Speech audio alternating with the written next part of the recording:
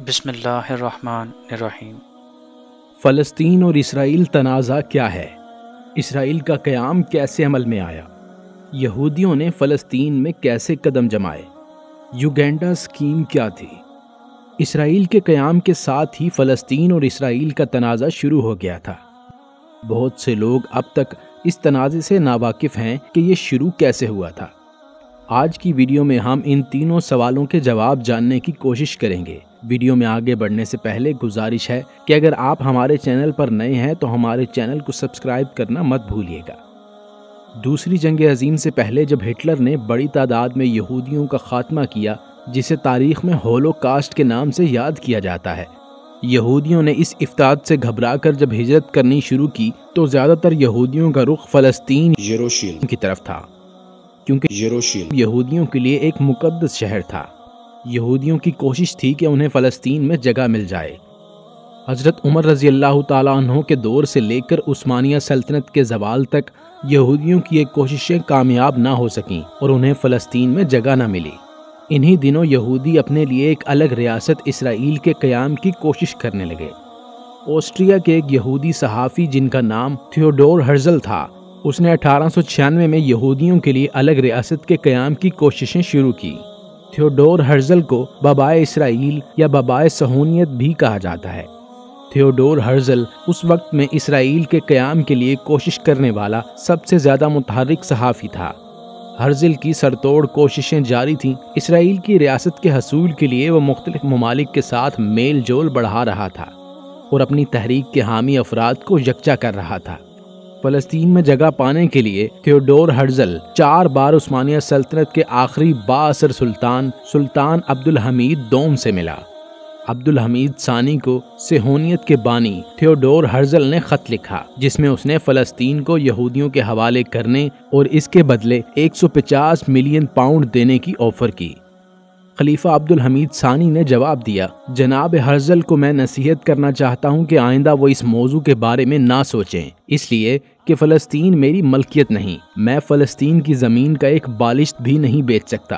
فلسطین سارے مسلمانوں کی ملکیت ہے۔ اس مٹی کی خاطر میرے آباء و اجداد عثمانیوں نے سینکڑوں سال جہاد کیا۔ اس کی مٹی میں مسلمانوں کا خون شامل ہے، جس کی گواہی میری عوام نے دی ہے۔ یہودیوں کو میری نصیحت ہے کہ وہ اپنے پیسے اپنے پاس سنبھال کر رکھیں، اور اگر خلافت کا شیرازہ بکھر گیا تو فلسطین کو بغیر قیمت کے لے لیں، لیکن جب تک میں زندہ ہوں، اللہ کی قسم کھا کر کہتا ہوں کہ چھری کے ساتھ میرے وطن کو کاٹنا آسان ہے اس بات سے کہ دیار اسلام سے فلسطین کو کاٹا جائے۔ سلطان عبدالحمید کے اجازت نہ دینے کے باوجود بھی یہودیوں نے خفیہ طور پر فلسطین کے مختلف علاقوں میں قدم جمانے شروع کر دیے۔ جس وقت ہرزل کی جانب سے سلطان کو خطیر رقم کی پیشکش کی گئی، سلطنت عثمانیہ کو اس وقت معاشی بحران کا سامنا تھا اور یہ قرض تلے دبی ہوئی تھی۔ یہ بڑی رقم اس وقت سلطنت عثمانیہ اور سلطان محمود کے لیے بڑی اہمیت کے حامل تھے، مگر یہودیوں کے عزائم کو بھانپتے ہوئے سلطان نے اس پیشکش کو رد کر دیا۔ مگر یہودیوں نے نوجوانوں کی ذہن سازی شروع کر دی تھی۔ اس ذہن سازی کے نتیجے میں ایک انجمن قائم ہوئی جس کا نام تھا نوجوان ترقی انجمن۔ اس باغی انجمن کا موقف یہ تھا کہ ملک میں ان لوگوں کو آنے دیا جائے، وہ ملک میں آ کر تجارت کریں گے، ٹیکس بھریں گے، یوں ملک کی معاشی صورتحال بہتر ہوگی۔ اس باغی انجمن نے اتنا زور پکڑ لیا کہ بالآخر سلطان عبدالحمید دوم کو ملک بدر کر دیا گیا۔ یہاں سے ہی سلطنت عثمانیہ کے زوال کا آغاز ہوا تھا اور یہاں سے ہی فلسطین میں یہودیوں کی آباد کاری بھی شروع ہو گئی تھی۔ یعنی ایک طرح سے اس طرح کہا جا سکتا ہے کہ فلسطینیوں نے خود اپنے وطن میں یہودیوں کو جگہ دی اور دھیرے دھیرے یہی یہودی ان کے ہی وطن پر قابض ہونے لگے۔ بالآخر 1903 میں برطانوی نو آبادیاتی سیکٹری یوسف چیمبرلین نے ہرزل کو یہودی آباد کاری کے لیے یوگنڈا میں 500 مربع میل علاقہ دینے کی پیشکش کی۔ اس پیشکش کو دستاویزات میں یوگنڈا اسکیم کے نام سے یاد کیا جاتا ہے۔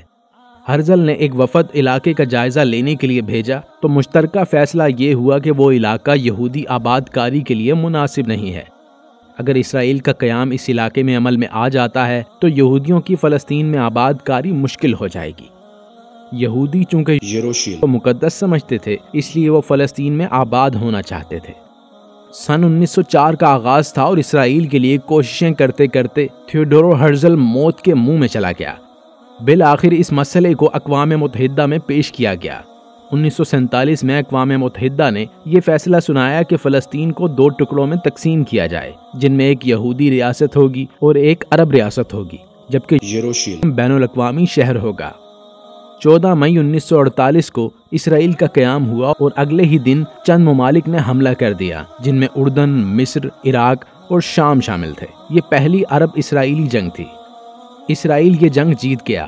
خطے کے بہت سے عرب باشندوں کو ملک چھوڑنا پڑا۔ اس جنگ کے نتیجے میں وہ علاقہ جو اقوام متحدہ کے فیصلے کے مطابق عرب ریاست بننا تھا، اس علاقے سے تقریباً 5 سے 7 لاکھ فلسطینیوں کو بے دخل کر دیا گیا اور آہستہ آہستہ یہاں یہودی بستیاں قائم ہو گئیں۔ یوں اسرائیل اور فلسطین کے ایک عالمی مسئلے نے جنم لیا جو اب تک جاری ہے۔ موجودہ دور میں 2 ممالک جہاں یہودیوں کی بڑی تعداد پائی جاتی ہے، ان میں ایک امریکہ اور دوسرا خود اسرائیل ہے۔ یہودیوں کی آبادی 300 ملین سے زیادہ ہے، جن میں سے امریکہ میں 6 ملین یہودی آباد ہیں، جبکہ اسرائیل میں تقریباً 80% آبادی یہودیوں پر مشتمل ہے۔ اسرائیل کا قیام عمل میں تو آ گیا، مگر اتنے برس گزر جانے کے باوجود اب بھی اسرائیل کا قیام ایک متنازع عمل ہے، جسے بہت سے ممالک اب بھی تسلیم نہیں کرتے۔ ان ممالک میں پاکستان کے علاوہ قطر، ایران، بنگلہ دیش، کویت، یمن، ملیشیا، بھوٹان، سعودی عرب، عمان، برونائی، لیبیا، صومالیہ اور افغانستان شامل ہیں۔ مگر یاد رہے کہ ایران دوسرا ملک تھا جس نے اسرائیل کے قیام کے بعد اسے تسلیم کیا، لیکن ایران میں آنے والے انقلاب کے بعد اس نے اپنا بیان واپس لیا اور اسرائیل کو الگ ریاست تسلیم کرنے سے انکار کر دیا۔ یہودیوں کی کوششوں سے اسرائیل کا قیام تو عمل میں آ گیا، مگر فلسطینیوں کی حق تلفی اور دل آزاری تو ایک طرف، علاقائی اور سرحدی نقصان کی تلافی بھی ناممکن ہے۔ آج کل اس تنازع نے پھر سے سر اٹھا لیا ہے اور پوری قوت سے پوری دنیا اور عالم اسلام کے سامنے فلسطینی باشندوں کی حق تلفی ہو رہی ہے۔ انتظار صرف اس بات کا ہے کہ انسانیت کا پرچم لہرانے والے فلسطین میں ہونے والی انسانی تذلیل پر کیا موقف اختیار کرتے ہیں۔